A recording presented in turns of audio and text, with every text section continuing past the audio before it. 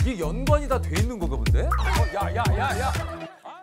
우리가 학교에서 배웠던 흔히 알고 있던 과학 상식과 완전히 상반되는 말 그대로 초자연 현상인데요. 이 현상들이 발견된 후에 학계에 엄청난 파문이 일었습니다. 초자연 현상이 일어나는 원인은 여전히 설명 불가, 의문으로 남아 있습니다. 과연 초자연 현상에 숨겨진 진실은 무엇인지 함께 탐구해 보시죠. 뉴질랜드 죽음의 덫. 뉴질랜드 남섬 북쪽에 위치한 페어웰 사취는요, 푸른 바닷빛과 길이 약 5km의 백사장으로 사랑받는 관광 스팟 중 하나입니다. 아, 진짜 예쁘다. 자, 그런데 말입니다.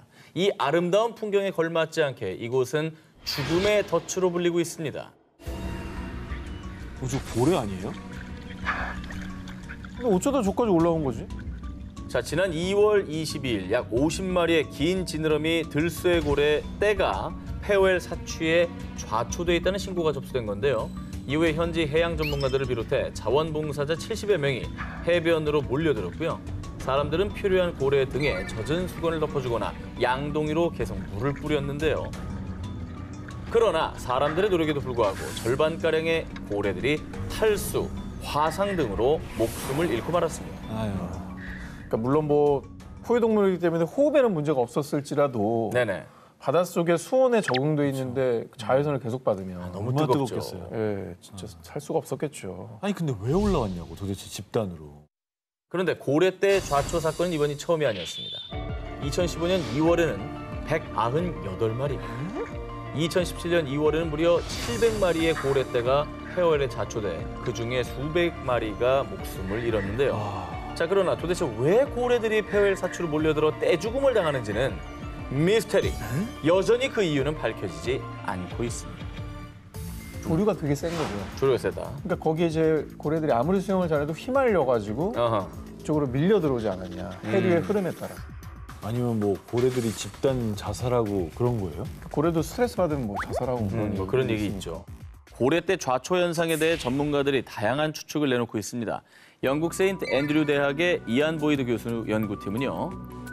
해군 함정에 초음파 탐지기가 영향을 미친 것으로 보입니다.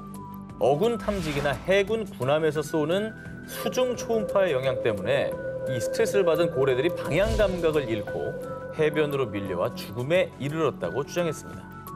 아, 그렇지. 그럴 수 있죠. 예, 초음파를 걔네들은 들을 수 있는 영역이 있잖아요. 근데 그거를 얼마나 심하면 스트레스 받으니까 막 도망치듯이 이제 막 우리로 치면 소음이 엄청 심한 상황이니까. 왜 하필 이런 현상이 페어웰 사취에 자주 발생하는지에 대한 또 다른 전문가들의 분석이 있습니다. 고래들이 방향을 잘못 잡고 앞으로 나가다 모래에 걸린 것 같습니다. 모래가 길게 퇴적된 사취의 지형적 특성 때문에 다시 바다로 들어가지 못했을 거라는 거죠. 근데 이게 뭐 한 번도 아니고 여러 차례 발생한다는 게 정말 미스터리하긴 합니다. 계속해서 저렇게 고래가 죽어나가는 거 보면 가슴 아프잖아요. 네네. 좀 이렇게 원인을 찾아서 빨리 해결이 되었으면 좋겠네요.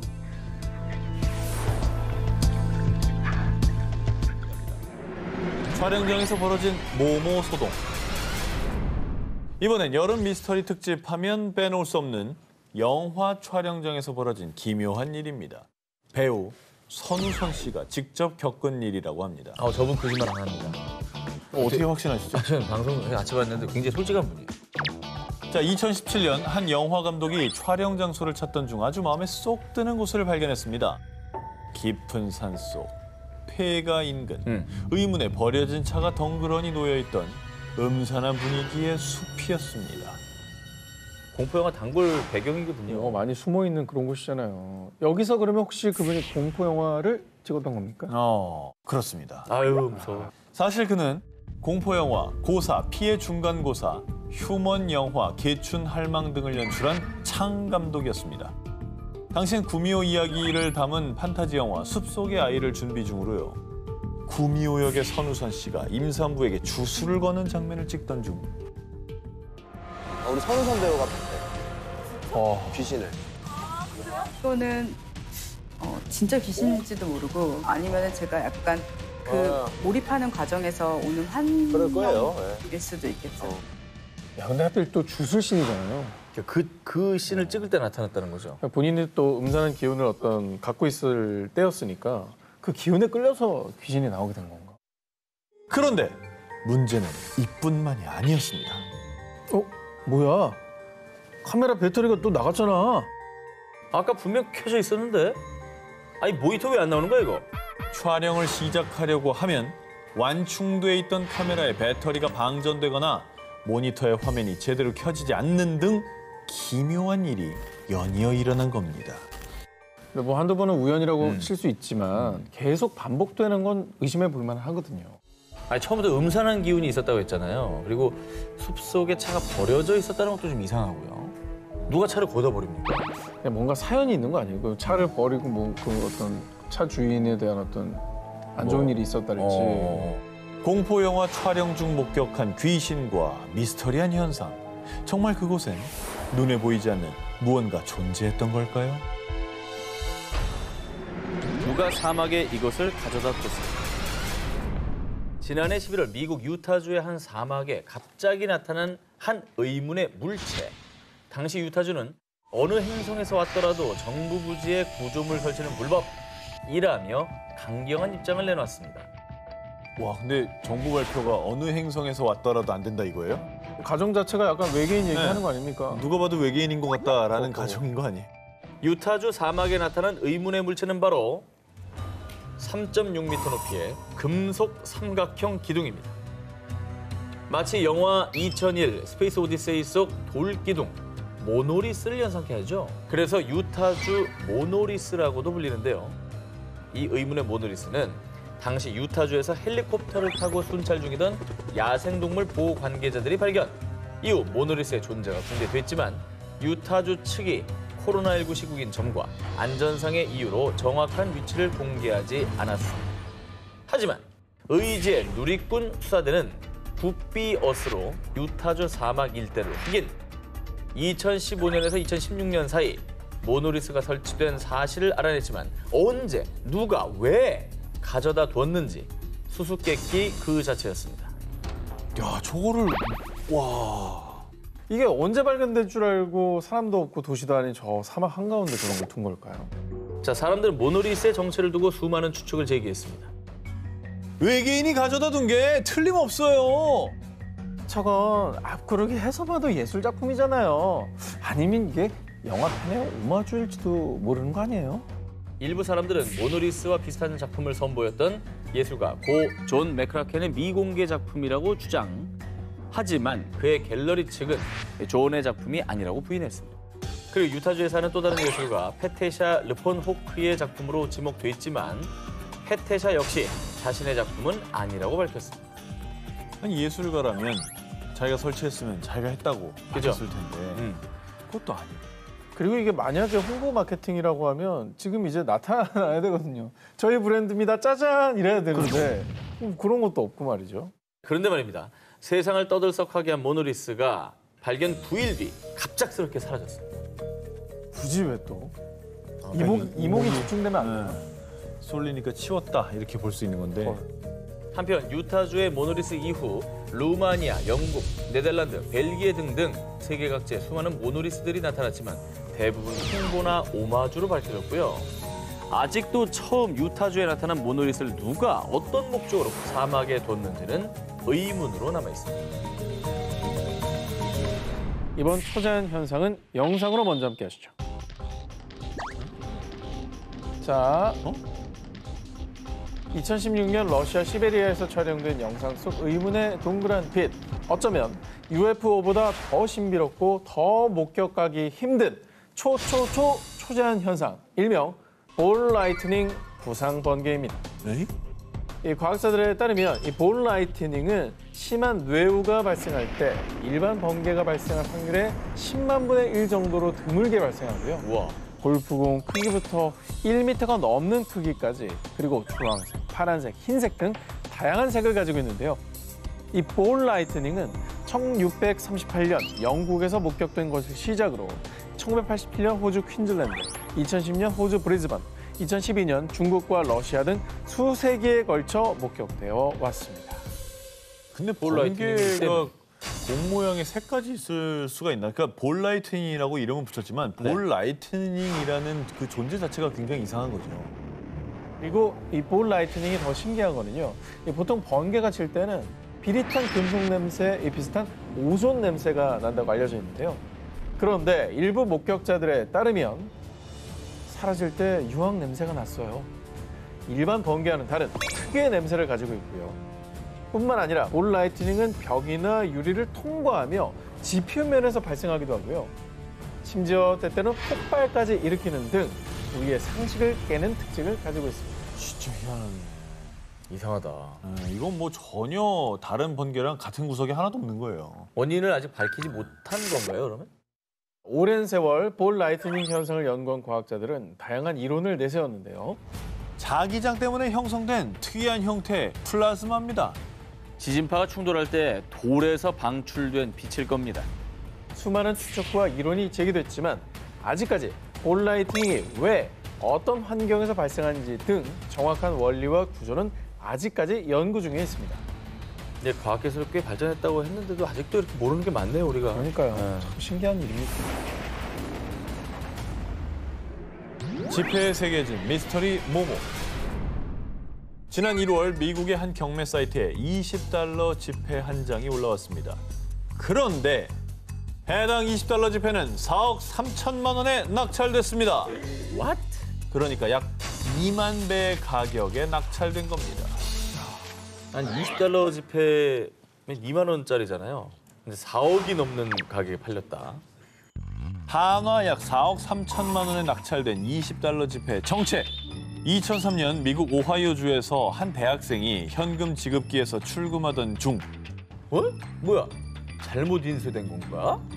인출한 $20 지폐에서 세계적인 청과 기업 델몬비의 로고를 발견한 건데요. 에? 과일 주스 라벨이 왜 저기다 붙여 있습니까? 이후에 이 대학생은 델몬비 로고가 새겨진 $20를 한 경매 사이트에 올렸고요. 7년 넘게 화폐를 수집해왔지만 지금껏 이런 화폐는 없었습니다. 2003년 당시 한 화폐 수집가에게 한화 약 1,110만 원에 거래됐고요. 이어 2006년에는 약 2,700만 원에 낙찰, 그리고 올해 무려 4억 3천만 원에 낙찰됐던 겁니다. 아니 어떻게 지폐에 스티커가 붙어 있을 수가 있죠? 그러니까 붙어 있는 상태로 인쇄가 된 건가? 올해 델몬비 지폐 경매를 주관한 헤리티비 옥션에 따르면 1996년 미국 재무부의 텍사스주 포트워스 조폐장에서 제조된 $20 지폐로요. 1년 번호가 찍히기 전에 이 스티커가 부착된 것입니다. 보통 지폐를 만들 때 이런 스티커 같은 장애물이 있으면 제조 과정 중에 떨어져 나가는 게 일반적입니다.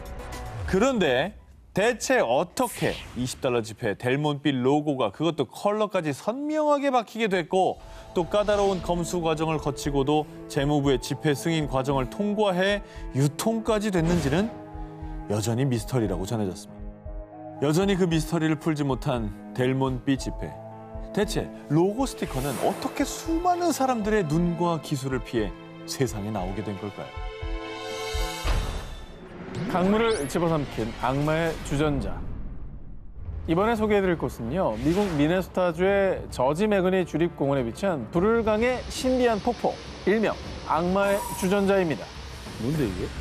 도대체 왜 신비하다는 겁니까? 그러니까 상식적으로 여러분, 폭포에서 물이 이렇게 떨어져요. 그럼 어떻게 돼요? 사이즈. 쌓여서 고이고 아래로 흐르는 거 아닙니까? 근데요? 그런데 말입니다. 이 신비한 폭포는 좀 다릅니다.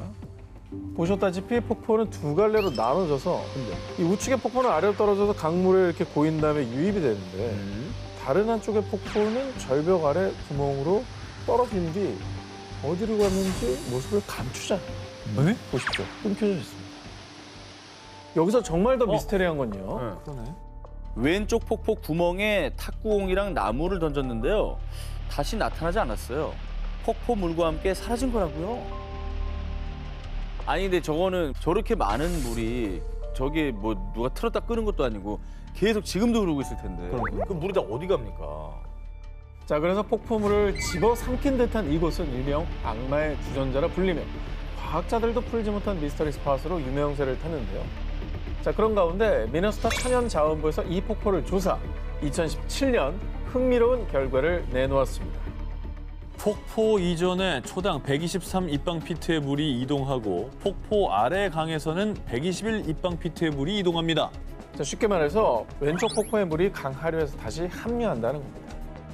하지만 수십 년간 사람들이 던진 물건뿐만 아니라 폭풍이 닥칠 때 구멍 속으로 떨어진 수많은 나무 조각과 침전물이 감쪽같이 사라져버린 현상에 대한 미스터리는 여전히 풀리지 않는 수수께끼인데요. 물건은 발견이 안 됐다 이거죠. 이 물은 합류가 됐지만 그러면 구멍 안에 뭔가 거대한 큰 동굴이 있어서 거기 아마 쌓여 있을 겁니다. 나도 그 생각을 했는데. 침전물이 쌓여 있는 거예요 지금. 나도 생각을 했는데 지금 폭풍이나 태풍 같은 거 올 때 나뭇가지들도 엄청 들어갔다잖아요. 그렇지. 그런 식으로 막혔으면 아예 저 구멍이 막혀서 더 이상 절로 물이 들어가지 않았겠죠. 그런데 말입니다. 뭐 지하 동굴설, 뭐 이런 것들은 보통 물에 쉽게 녹는 성질인 석회암 지대에 형성이 되는데요. 그런데 이 폭포가 있는 곳은 마그마가 지표면에서 빨리 식어서 생성되는 화산암 종류의 유문암 지대입니다. 물에 쉽게 녹지 않아 거대한 지하 동굴이 형성되기 어렵습니다. 유문암은 안 녹아요. 아니 근데 도대체 그럼 그 물건들은 어디로 사라진 거예요? 걸려 있다니까 거기. 답답하네 정말. 턱에 걸려 있다니까. 내가 진짜 내 꺼내줘 탁구공 들어가서. 내 꺼내줄게 내가. 수중 카메라 됐죠? 들고 들어가서 꺼내주면 될 거야. 탁구공이요 이러면 되는 거 아니에요? 자, 그럼 코로나19가 끝나면 제일 먼저 정 기자님 투입되는 거죠. 네. 사라진 물건들에 대해서는 소용돌이와 같은 충격으로 인해 부서진 게 아닐까 하는 추측이 있지만 정확히 밝혀지진 않았고요. 오랜 시간 쌓인 물건들이 잔해조차 발견되지 않은 건 이건 또 이해가 안 되는 거예요. 이상하죠. 게다가 왼쪽 구멍으로 흐른 폭포물이 강의 어느 지점에서 합류하는지 역시 밝혀내지 못했는데요. 자, 과연 물건들은 어디로 사라졌을까요? 신비한 구멍, 악마의 주전자는 정말로 초자연적인 힘을 가지고 있는 걸까요? 인도 우타라칸드주의 히말라야 산맥, 해발 약 5,000m에 위치한 루프쿤드 호수에는요. 눈이 녹은 여름에만 볼 수 있는 아주 미스터리한 풍경이 있습니다. 뼈예요? 진짜 뼈같이 생겼다. 뼈예요? 유골이에요? 루프쿤드 호수에 묻혀 있는 것은 무려 약 800구의 유골. 이곳은 1942년 삼림 순찰대가 발견한 이후 일명 해골 호수라고 불리고 있는데요. 유골이 809? 네. 저기 인신공양 하던 데인가요? 아니 왜 호수에 이렇게 많은 유골이 있는 겁니까? 이 해골 호수에 유골을 두고 수많은 인류학자들은요. 870년 전 인도의 왕과 신하들이 눈보라를 만나 떼죽음을 당한 겁니다. 19세기에 티베트 침공에 맞선 인도 군인들의 유골입니다. 이런 분석 외에도 전염병, 희생자들의 무덤설 등 다양한 추측들을 내세웠지만요. 그간 학자들은 이들이 어떤 한 가지 이유로 한꺼번에 죽음을 맞이했을 거라고 공통적으로 입을 모았습니다. 그런데 2019년 유골을 조사하던 다국적 연구팀은 뜻밖의 조사 결과를 발표했는데요.